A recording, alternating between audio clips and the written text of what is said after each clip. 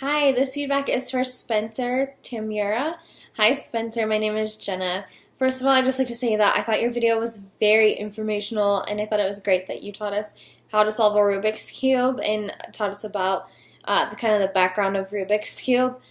I like how you gave the history of the Rubik's Cube, and you gave us a resource for where to go, as you mentioned, Rubik's.com, so that we could go and look it up and see more that we maybe don't know about Rubik's Cubes. I thought it was awesome to learn that there is competitions. I don't know if you've been watching America's Got Talent this past season that just ended, but there was a competitor on America's Got Talent who was crazy at solving Rubik's Cubes, and the things he did was amazing, and everyone was wowed by it. So if you haven't, you should check that out. I'm sure you have, you seem to be very up and knowledgeable about Rubik's Cubes. I was just wondering if you have done any competitions or if you plan to in the near future. I think it would be cool to watch.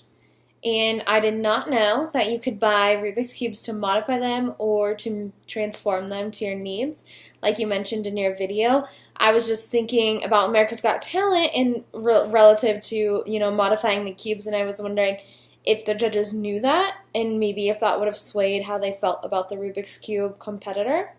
I don't know if he probably just used the standard ones, but I don't know if that would change their view at all on the show.